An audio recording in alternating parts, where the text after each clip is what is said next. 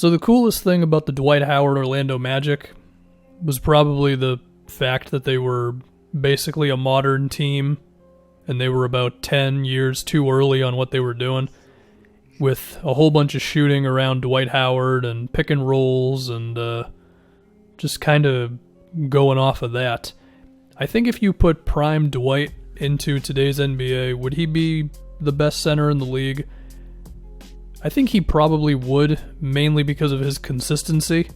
Like, you could argue Embiid at his absolute best, probably better than Dwight at that time at his best, but how often do we see Embiid at that level, you know what I mean? Probably a similar thing could be said about Jokic. Whereas with Dwight, he was great pretty much always. I mean, 3 Defensive Player of the Years. Is he the best defensive player I've seen? Probably the best defensive big, I would say. Because, you know, he had all the stuff that, like, Gobert has, but the athleticism just took him over the top, and the way he could cover ground. And, I mean, switching was not as much of a thing at that time. I don't remember Dwight switching on to perimeter players like that. I imagine if you needed him to, he could do it. Like, maybe that was another thing he could have really done, but he just wasn't asked to do as much for those Magic teams. So maybe that could have been something, maybe not. But still, defensively, the guy was just nuts. I mean, the paint was just totally locked down whenever Dwight Howard was in there, and his defensive ratings are amazing throughout all those Magic years. I mean, the team's defensive rating is great every season, basically. In 2008, they were the 6th best defense. 2009, they were 1st. After that, they were 3rd. Like, it just keeps on going year by year like that.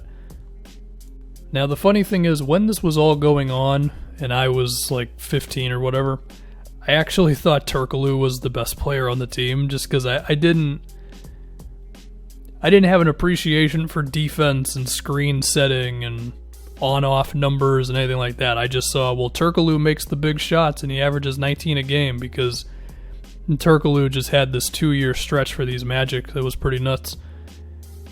And now that I look back on it, I say, no, Dwight was by far and away the best player for the Magic. And if you do a deep dive on the NBA at that time, 2009, where would Dwight rank? I mean, I think for the number 1 spot, it's probably between LeBron and Kobe. I mean, I think LeBron had already surpassed Kobe at this point, I'm sure.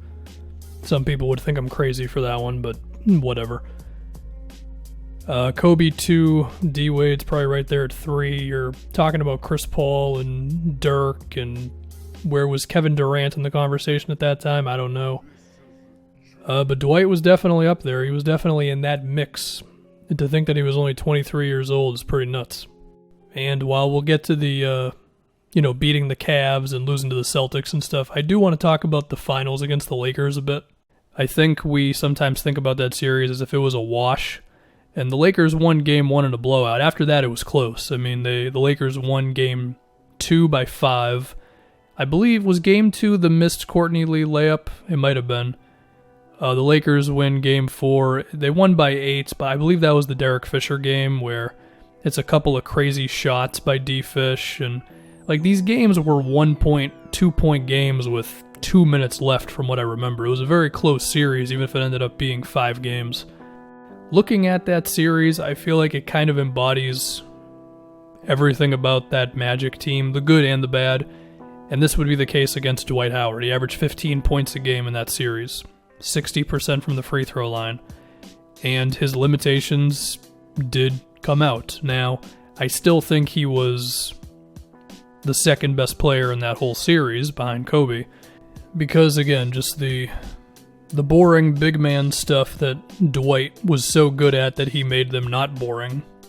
You know, setting screens, finishing at the rim, all that stuff.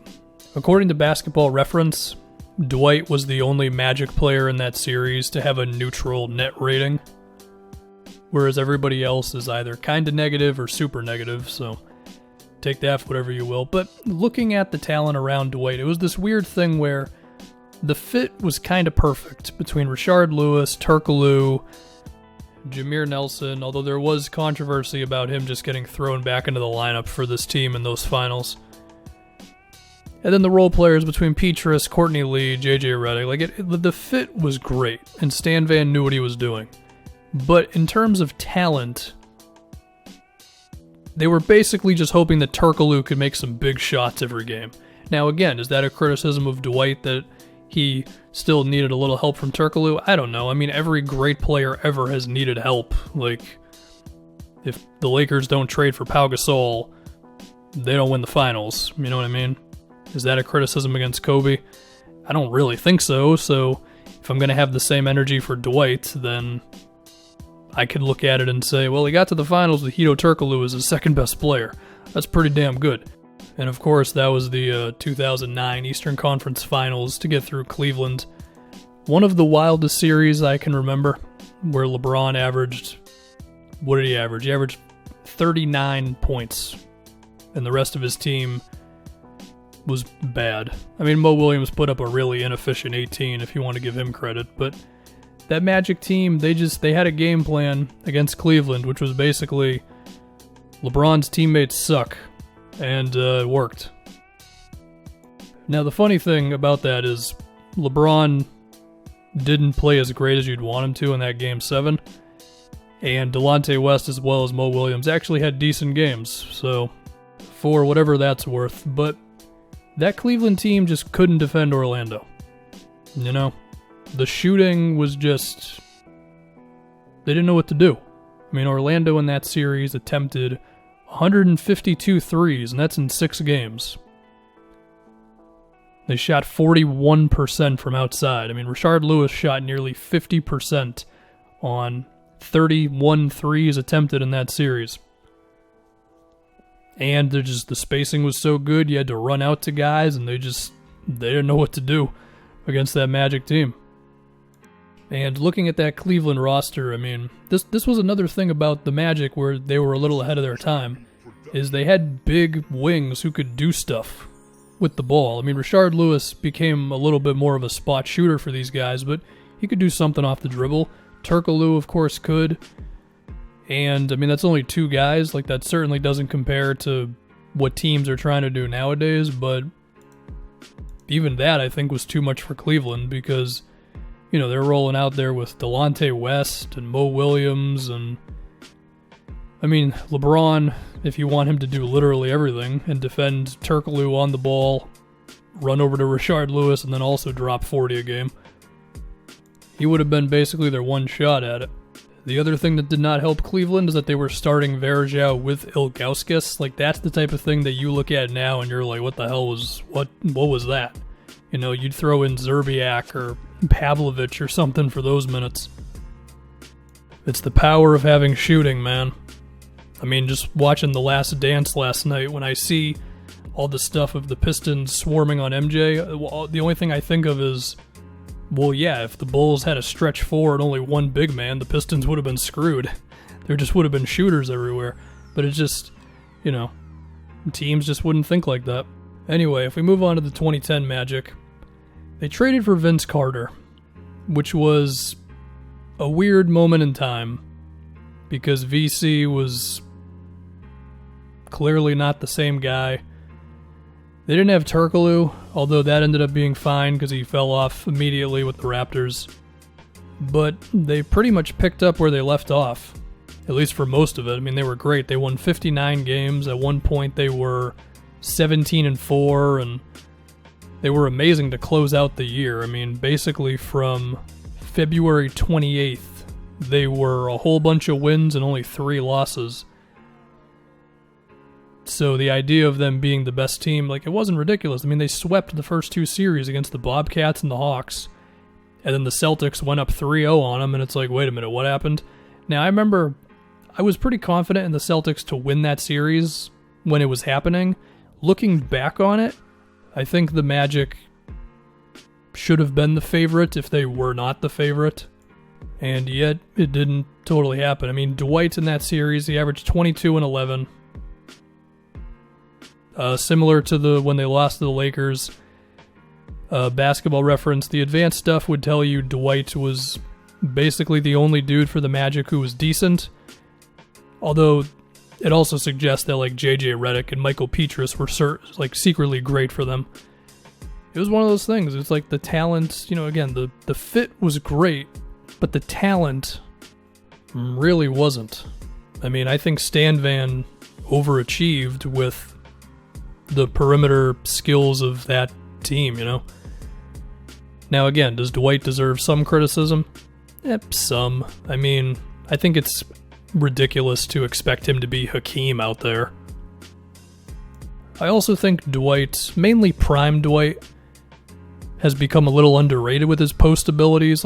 He wasn't Tim Duncan or anything, but I don't think he was a bad post-up player. Like, I remember many times where Orlando would throw him the ball in the block, and he would basically do the same thing, which is just push his guy out of the way or do that running hook shot. But I'm pretty sure he had success. I think if you were going to find something about Dwight's game to really kill him about, it would probably be that he never really took off as a passer. And so I think what would happen is teams could bring some help on Dwight in the post, and you could do it just enough to freak him out, and then you'd force him to pass it out, and like 7 seconds have gone by on the shot clock. I think that was more of Dwight's problem than not being unstoppable in the low block. Now, could he have improved with his post-ups? Yeah, certainly. But still, I don't think that was the one thing that really held him back offensively. The other one's the free throws, of course. I will give you that one. So they lose to the Celtics in 2010. In 2011, they lose to the Hawks in round 1, which I didn't really remember this one, to be honest. Like, Dwight was still there. Jamal Crawford had a great series. And at this point, the talent had really declined around Dwight. They did get Turkoglu back. I remember this one. They let him go, and then they got him back. And he was clearly not the same guy.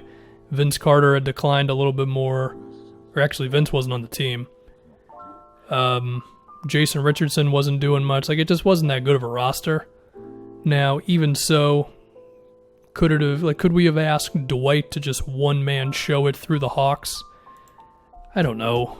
Maybe not.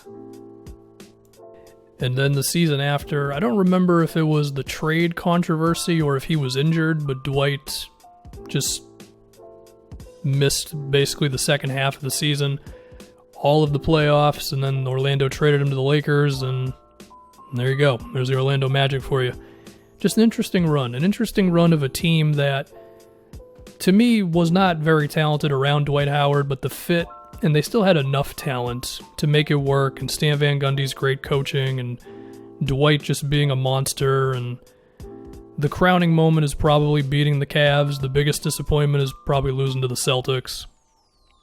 And overall, it's just an interesting team to look back on, and regardless of your opinion of Dwight and that team overall, I think we would all agree that they were definitely ahead of their time with, the shooting and the big wings who can do stuff off the dribble and all that. So there's that. I do want to say one thing. I saw a thing on ESPN where they asked Max and Stephen A. if Dwight's a Hall of Famer, and Stephen A. said no, but I think he just said it for the sake of disagreeing, because, part of it is because the Basketball Hall of Fame is very easy to get into, but like, if you don't think Dwight's a Hall of Famer, I don't know where you failed as a basketball fan, but you did at some point.